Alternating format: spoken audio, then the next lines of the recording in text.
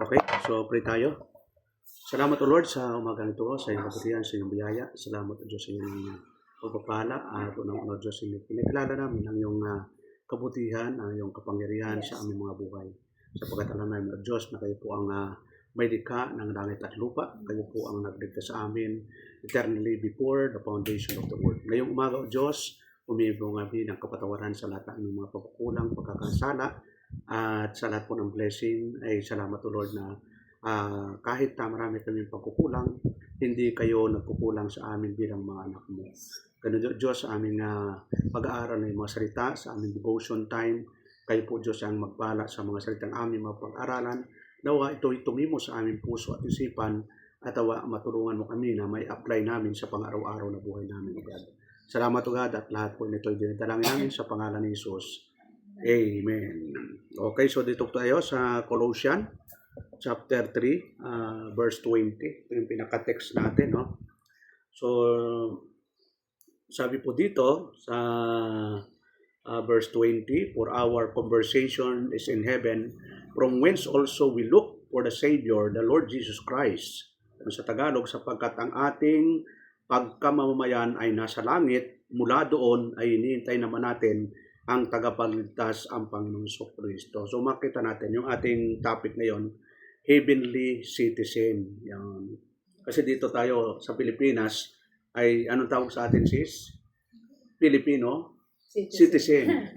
Pag senior na senior citizen. Pag may ano ka, pag Pilipino ka tumira sa US, may ano ka, American dual citizen na. Pero siyempre ang pag-uusapan natin about citizen, yung pagiging makalangit na mamamayan. So being heavenly citizen refers to the doctrine that the elect, those chosen by God before the foundation of the world, hold their true citizenship, allegiance, and identity in heaven rather than on earth. Yun yung identity natin bilang Kristiyano, bilang mananampalataya ay makalangit, hindi na makalupa. Kaya yung pagkapili sa atin, pagkatubos at pagiging born again, doon na nakikita yung pagiging citizenship natin. Yun. Tawag din sa atin, ambassadors of Christ. Yun yung pinaka-verse natin. Kaya titingnan natin yung meaning heavenly citizen, yung established identity. So, yun yung pinaka-identity natin. Sa ibang bansa, kilalang-kilala ang Pilipino. Paano nakikilala ang mga Pilipino sa ibang bansa? Itsura na, siyempre. Saka sa Middle East, sa Europe, kilala ang mga Pilipino yung masyadong mapagmahal sa trabaho.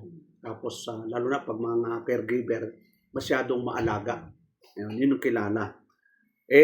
Siyempre, sa ibang bansa, dapat talaga ipakita natin yung pagiging citizen natin, kung anong ugali natin. Kasi tayo talaga, masyado tayong, kahit sa pamilya, di ba, masyadong mapag-alaga tayo. Bihira yung mga anak na yung magulang nila tumanda na, magandang ugali yun. Kasi may mga anak, pag tumanda yung magulang, sinisipa na lang, kung ano-ano. Ang ugali talaga ng Pilipino, hindi ganun. Talagang mapag-aruga sa magulang, mapagmahal. Yun, yung identity nila.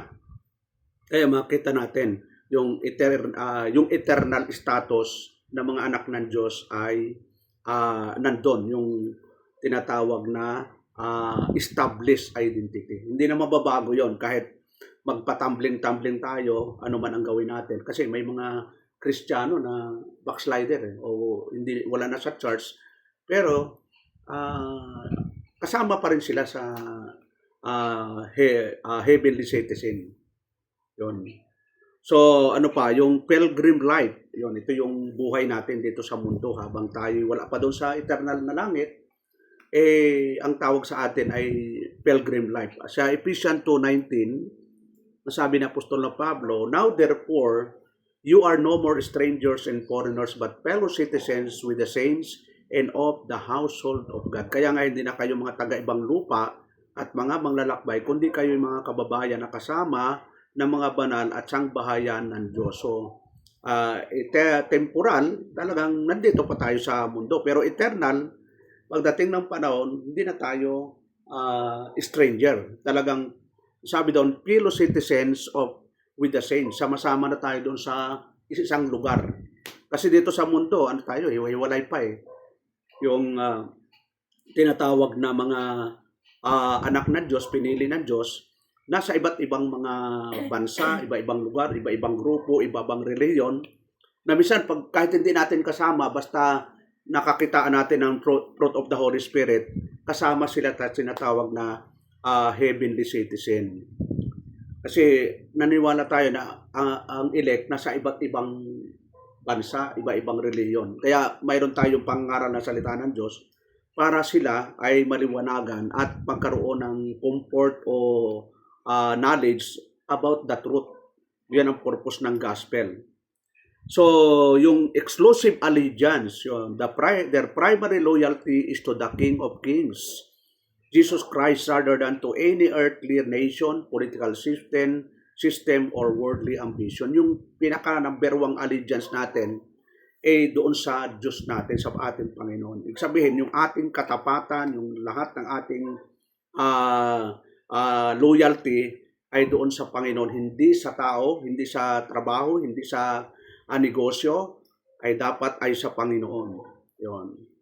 Yung colony concept, drawing on the context of Philippians. Ito yung Primitive Baptist believe they are a colony of heaven on earth.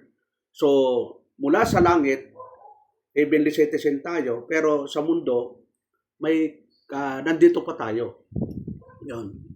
Na nakikipamuhay pa tayo dito. Kaya maraming struggle. Kasi hindi naman lahat ng nandito heavenly citizen. Talagang mayroon doon sa impyerno talaga ang bagsak. Kaya sama-sama pa tayo dito sa mundo. Yung mapupunta sa impyerno, pupunta sa langit, nandito pa tayo sa mundo. Kaya kailan talaga yung karakter natin makita talaga as a heavenly citizen. To yung secure inheritance, no? Yun siya. Sabi doon, because the citizenship is based on the finished work of Christ and not on human merit, the position of a citizen is secure.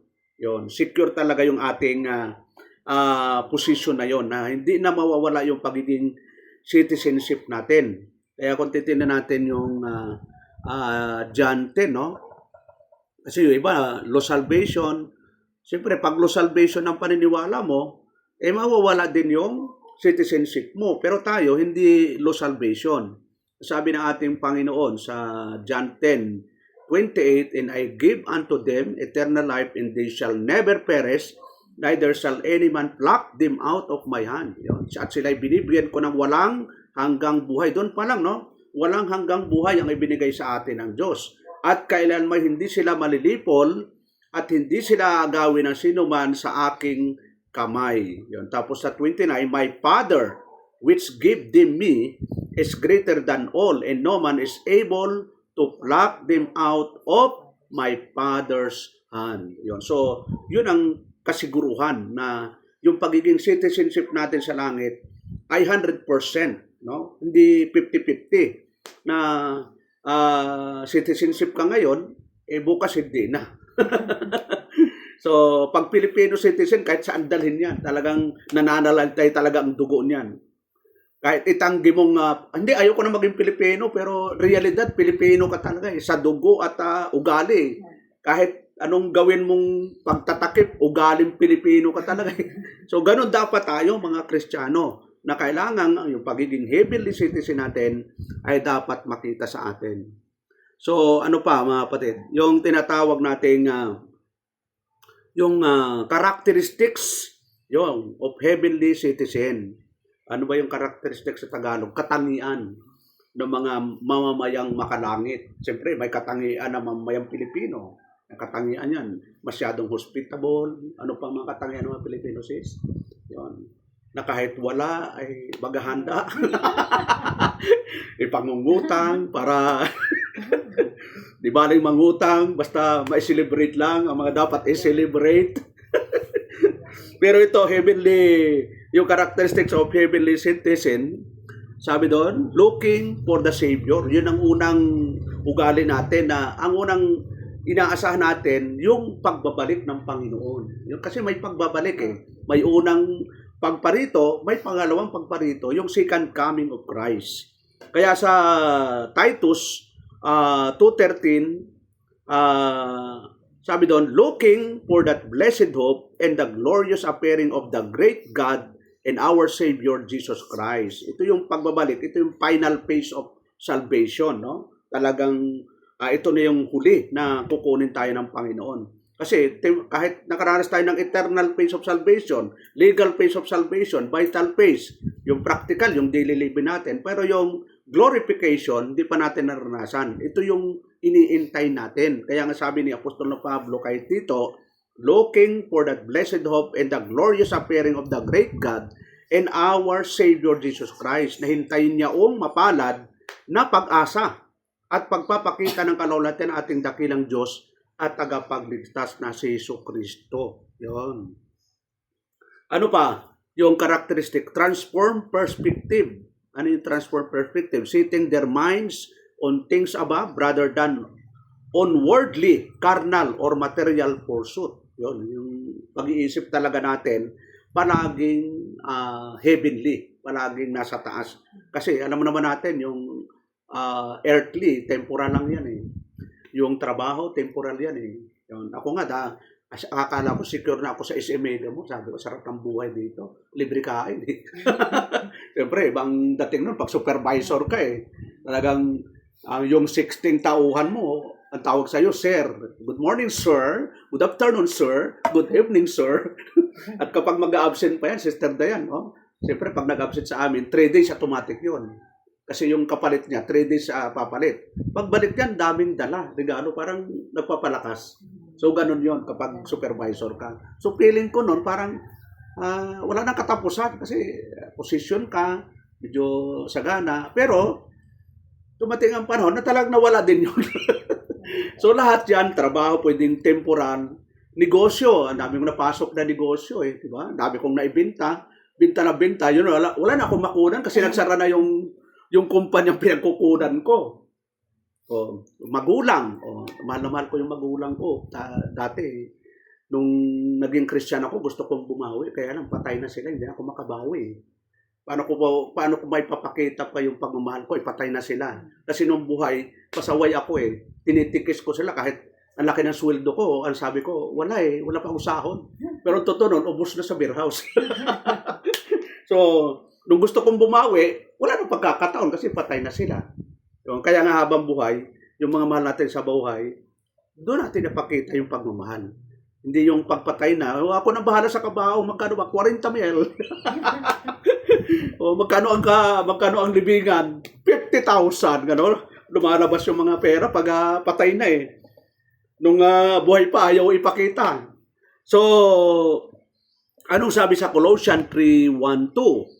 If you then be risen with Christ, seek those things which are above, where Christ sitteth on the right hand of God. Yon. Kung kayo nga'y muling binuhay na kalakip ni Kristo, ay hanapin ninyo ang mga bagay na nasa itaas na kinaroroonan ni Kristo na nakaupo sa kanan ng Diyos. Tapos sa verse 2, sit.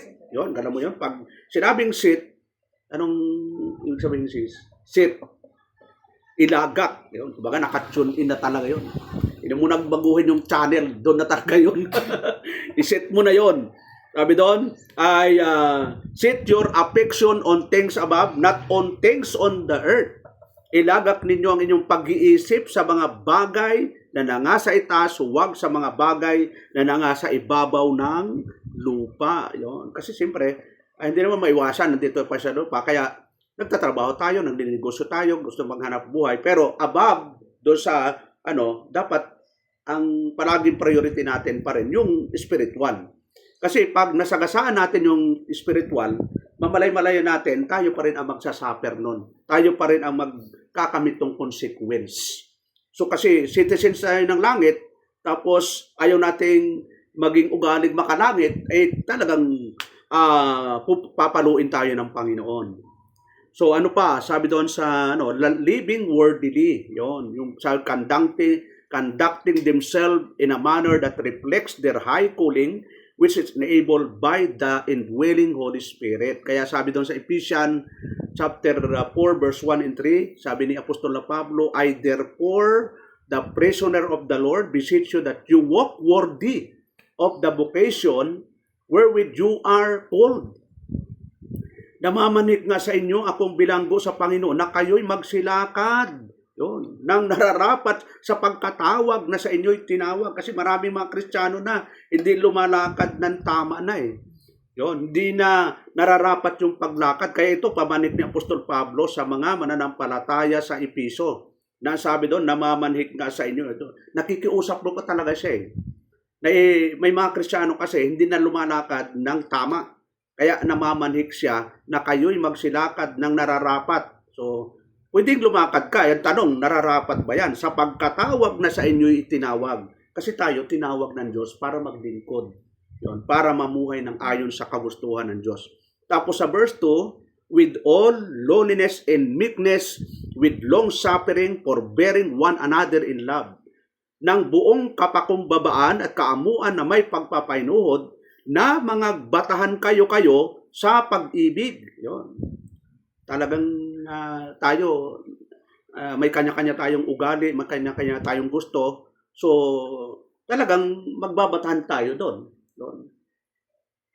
Kasi pag hindi natin nakaya yung isa, may ugali si sister, ugali si lahat ng may kanya-kanya tayong ugali eh. At lumilitaw pa rin yan kahit Kristiyano tayo. So, kailangan magtiisan tayo. Doon naman sa langit, mawawala na yung mga iba-ibang ugali. Isa ng ugali natin doon. Dito lang talaga sa lupa, dahil nasa laman pa tayo. Hanggang nakatikit tayo sa laman, hindi talaga mape-perfect yung ugali natin. Kaya kailangan talaga unti-unti. Hindi naman sinasabing agad nawawala. Pero unti-unti, parang kahoy yan eh. Yung kahoy, hindi naman kailangan biglaing putulin yung mga sanga. Unti-unti talaga yan eh. Para yung sanga, magkasanga uli. Yung isa sanga nun, sariwa. Kaysa naman yung sanga na bulok na, hinahayaan mo, putulin mo na. Sayang lang yung sustansya na kinukuha nun. Ano pa yun? Sabi doon sa verse 3, endeavoring to keep the unity of the Spirit in the bond of peace. Yun. Napagsakitan ninyong ingatan ang pakikipag-kaisa sa Espiritu sa tali ng kapayapaan. Yun. Kapag wala ng pakikipag-isa sa Espiritu, ibig sabihin, yung fruit of the Holy Spirit, hindi na na-exercise, hindi na nagagawa natin, hindi na ho tayo magkakaroon ng kapayapaan. Puro kaguluhan, puro stress na ang mangyayari sa buhay natin. Bakit ho? Hindi na natin na-exercise yung fruit of the Holy Spirit. Yun. Dito rin po sa Romans 12:1 and 2, sabi ni Apostol Pablo, I beseech you therefore, brethren, by the mercies of God, that you present your bodies a living sacrifice, holy, acceptable unto God, which is your reasonable service. Yun, ito pamanik na naman ni Apostol Pablo sa mga mananampalataya sa Roma, na kung tatagalogin nga natin, kaya nga mga kapatid, yun, nakikiusap na siya, ipinamamanik ko sa inyo, alang-alang sa mga kahabagan ng Diyos, na inyong iharap ang inyong mga katawan na isang haing buhay. Yun. Sabihin, pag sinabing buhay, hindi pa patay-patay. Talaga, excited ka. Kristiyano na eh. Kaya ka excited dahil may joy, may fruit of the Holy Spirit tayo, yung joy. Yun. Na-exercise mo yung enjoyment na maglingkod kahit marami mga trials, struggle, mga problema na dumarating sa atin, na hindi naman tayo nakapokus doon sa problema. Nakapokus tayo doon sa promises ng Panginoon. Kaya sabi doon, ipipresent daw natin yung ating katawan na buhay, yun, banal, na kaaya-aya sa Diyos, na siya ninyong katampatang pagsamba. So yung katampatang pagsamba, ibibigay natin yung sarili natin buhay. Sabi, excited ka sa nagagawin yung pagsamba sa Diyos. Na banal, separate, kaaya-aya sa Diyos. Ibig sabihin, sasamba tayo na hindi yung masusunod yung gusto natin. Dapat yung gusto ng Diyos ang masunod. Kaya wala tayong pastora, wala tayong instrumento, wala tayong special number. Kasi pwede naman tayo magdala ng special number eh. Tawagin po natin si Anlampitok family. Sila po ngayon ang mag-uunang mag-special number. At ang kakantahin nila ay Utokso! O edi, maging entertainment na tayo diyan, no? Siguro, bawat linggo, Pastor, schedule mo kami next Sunday, ha? So, wala na sa katotohanan. Kumbaga, gagawin natin ang mga bagay, sabi doon, reasonable service katampatang pagsamba at ang pagsamba, sabi ng Panginoon, John 4:24, tingnan natin yung John 4:24 na sinasabi ng ating Panginoon. 4:23, simula natin 23 hanggang 24, sabi doon, but the hour cometh, and now is when the true worshipper shall worship the Father in spirit and in truth, for the Father seeketh just to worship Him. God is a spirit, and they that worship Him must worship Him in spirit and in truth. So, kahit labag sa kalooban natin, kahit medyo talagang parang ginagayat yung ating kalooban dahil against sa ating will, bayaan na nating masaktan tayo, wag lang labagin natin ang katotohanan. Kasi pag nagalit ang Diyos, apektado naman talaga tayo Hindi lang tayo apektado, yung nakapaligid sa atin. Kaya kailangan lahat ng ating gagawin in truth, sa katotohanan.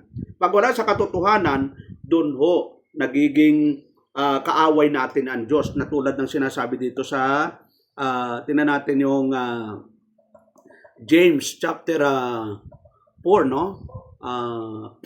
Natin sa 14. Sabi doon, verse 4 pala. Sabi doon na, verse 4, you adulterers and adulteresses, know you not that the friendship of the world is enmity with God? Yun, napakakatakot ito. Whosoever therefore will be a friend of the world is the enemy of God. Ay, alam mo, magiging enemy tayo ng Diyos kapag naging kaibigan natin ang sanlibutan. Sabi doon sa Tagalog, yung kayong mga ngalunya, hindi ba ganyo nalalaman na ang pakikipagkaibigan sa sanglibutan ay pakikipag-away sa Diyos? Sinong mga mag-ibig na maging kaibigan ng sanlibutan ay nagiging kaaway ng Diyos. Alam mo, ang tindi nito. No? So, ibig sabihin, talagang focus tayo sa paglilingkod sa Panginoon. Huwag nating bibiruin ang Diyos. Bakit to? Ang Diyos po hindi nagbibiro. Tingnan natin, Galatians chapter 6 verse 7. Sabi ng ating kapatid Apostol Pablo, be not deceived, God is not mocked, for whatsoever a man soweth, that shall he also reap. Huwag kayong padaya, ang Diyos ay hindi napabibiro, sapagkat ang lahat na ihasik ng tao ay siya naman aanihin niya. Yon. Kaya maraming mga Kristiyano, masama ang ani. Bakit kaya sis?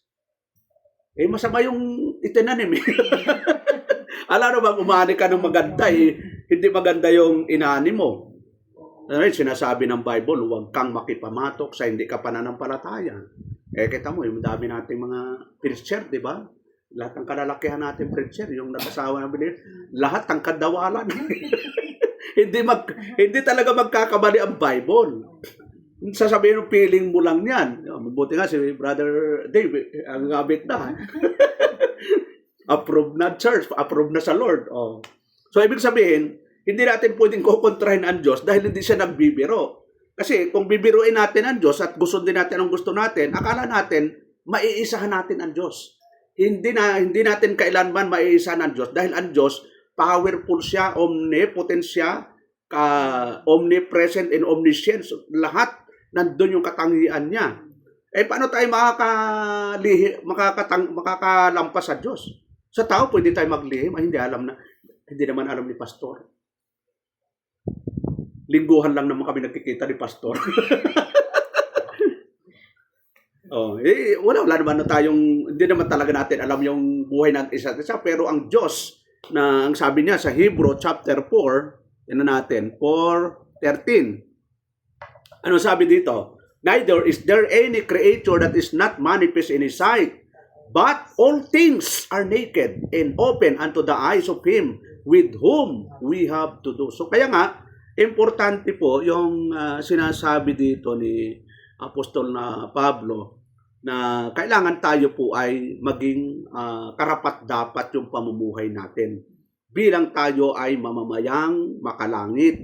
Kasi kaya nga mamamayang makalangit, hindi naman mamamayang Amerikano o Koreano, Haponiso, ano ba Hapon. Tayong Kristiyano ay mamamayang makalangit. Kaya yung buhay natin ay dapat makalangit. Tingnan natin yung Matthew. Verse 2 pa rin, no, sa Romans 2. Sabi doon, and be not conformed to this world, but be transformed by the renewing of your mind, that you may prove what is that good and acceptable and perfect will of God. So, pinigbigyan din dito ng ating kapatid na Apostol Pablo na wag kayong magsiayon sa sanlibutan ito. Yun. Kundi mag-iba kayo sa pamagitan ng pagbabago ng inyong pag-iisip. Ang babaguhin natin yung mindset natin. Kasi pag yung mindset natin, okay lang makipag-compromise, talagang hindi ka talaga lalayo dyan. Talagang daily living mo, okay lang makipag-compromise. Yan. Ito yung gusto ko wala akong magawa. Ito yung panlasa ko. Yon. Ano pa? Upang mapatunayan ninyo kung alin ang mabuti, 3 bagay pag hindi tayo nakipag-compromise. Number 1, mamalalaman natin yung mabuti, kaaya-aya, at lubos na kalooban ng Diyos. Yun. So yun ang realidad ng ating pagiging mananampalataya. Mismo ang ating Panginoon, no? Sabi niya sa Matthew 5:16, let your light so shine before men that they may see your good works and glorify your Father which is in heaven. Lumiwanag na gayon ang inyong ilaw sa harap ng mga tao upang makita nila ang inyong mabubuting gawa at kanilang luwalhatiin ang inyong Ama na nasa langit. So, pag hindi lumiwanag yung ating pagiging mananampalataya, hindi maluluwalhati ang Diyos. At pag hindi naluwalhati ang Diyos, consequence sa atin yun. Yun, may parusa. Siyempre, yung parusa, parang, wala naman akong naramdaman Kasi may mga parusa, parang matagal ang Pero mayroon naman, instant talaga. Mayroon, di ba si Solomon, bago naranasan consequence, matanda na siya Nagpakasaya siya muna. Pero yung resulta, na-divide yung kingdom Pati yung mga kapu-apuhan, nag-away-away na So, ibig sabihin, may epekto talaga. Mayroong mabilisan, mayroong epekto sa mga anak sa sunod na henerasyon. Kawawa naman, di ba? Ipinamana natin sa kanila ay yung consequence. Samantalang pwedeng ipamana natin yung kapayapaan at katotohanan. Katotohanan at kapayapaan. Pag nasa katotohanan ka talaga, magkakaroon ka ng kapayapaan So, when citizens, of course, yun, kailan ba naganap yung pagiging mamamayan natin?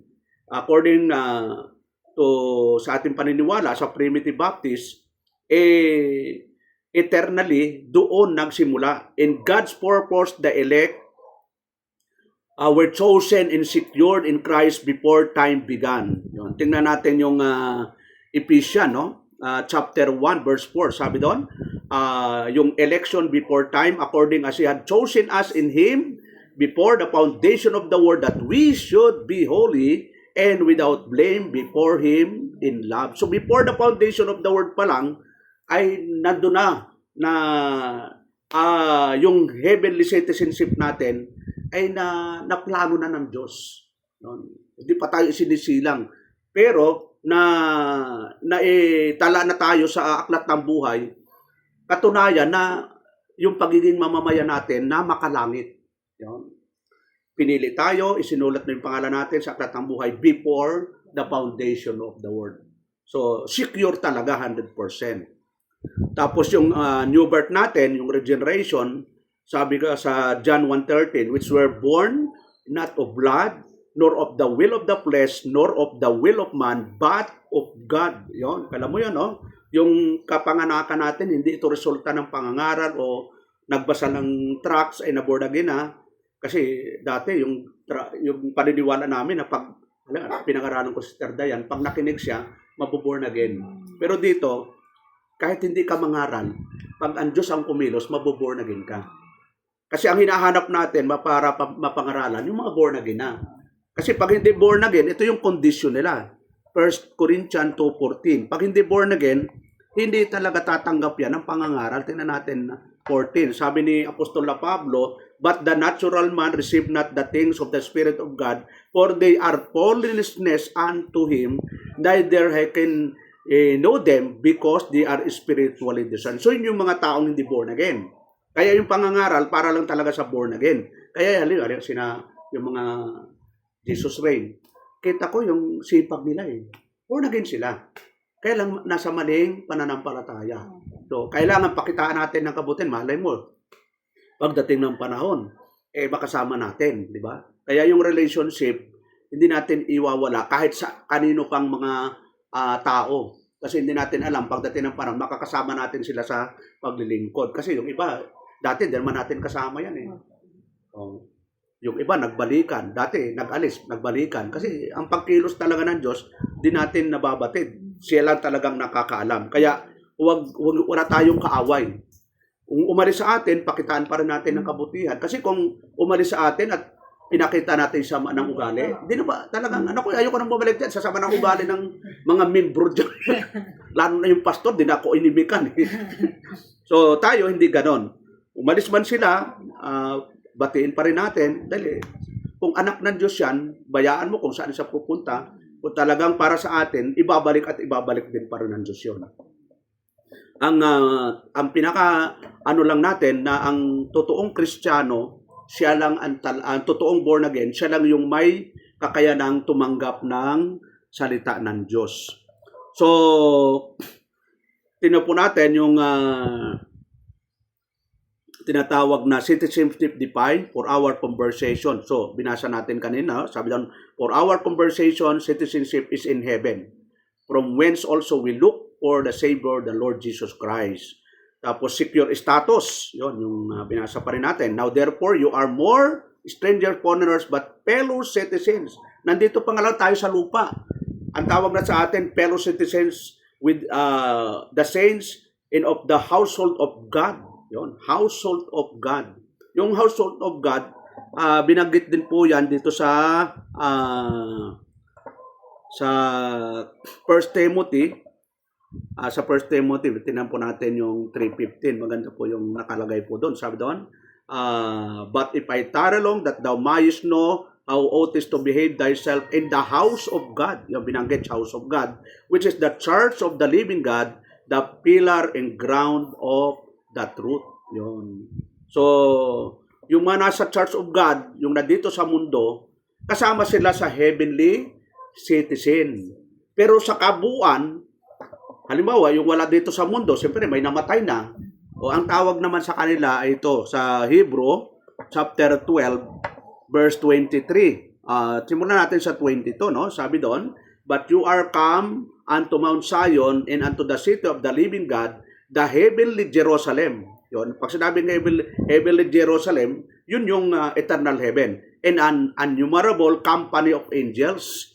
Tapos sa 23, to the general assembly in charge of the firstborn which are written in heaven, and to God the judge of all, and to the spirits of just men made perfect. So kabuuan, ang tawag sa kabuuan, yung mga citizens of heaven, general assembly in charge of the firstborn which are written in heaven. Yung nakasulat do sa langit. Yun, sa langit pala nakasulat. So, natin. Yung tinatawag na spiritual seated in heaven. Sabi doon, and had raised sa Ephesians 2:6, and had raised us up together and made us sit together in heavenly places in Christ Jesus. Yun. So, siyempre, ang Panginoon, ang ating head, tayo, we are the body. Kung nasaan ang Panginoon, nandun din tayo. So, spiritual speaking naman ito. So, hindi natin interpret ng literal. Pero, alam natin na kung nasaan ang Panginoon, pagdating ng panahon, nandun din tayo. Yun. So, tapos yung iba, yung distinction, kasi nabanggit yung regeneration, versus conversion. Magkaiba ito. Yung regeneration, gawa ng Diyos. Yung conversion, ito ay nangyayari especially pag nangaral yung pastor. Kaya sabi doon, time salvation versus eternal salvation. They often distinguish between eternal salvation, which is unconditional and secure citizenship in heaven, and time salvation, which is the employment of salvation in the present life through obedience and faith. Yun. So yun ang pagkakaiba. Kaya habang nandito tayo sa mundo, siyempre, hindi na babago yung citizenship natin. Yon. Kaya Pilipino sa citizens ka in flesh, pero in spiritual, we are in heavenly citizen. Yon. So, yun lang po ang ating pag-aaral ngayong umaga tungkol po sa ating heavenly citizen. So, tayo mag-pray. Salamat o Lord sa umagang ito, sa iyong kabutihan, sa iyong biyaya. Salamat din po Diyos sa buhay po ng Lampitok family na palaging bukas ang tahanan upang kayo po ay aming maluwalhati, maparangalan at masamba sa espiritu at katotohanan. Yes. Nawa po Diyos ay kayo po ang magpala sa pamilyang ito. Nawa po sa takdang panahon ay kayo po makasama din po namin ang kanyang padre di pamilya. Diyos sa buhay po ni Sister Darren sa kanyang plano sa buhay. Kayo po Diyos ang gubabay sa kanya. Nawa saan man siya dalhin ang kanya ng saan man mo siya dalhin o Lord ay nawa ay unahin niya ang iyong kaharian, ang iyong kalooban o Lord. Salamat o Diyos at sa pagtatrabaho ni Sister Dayan.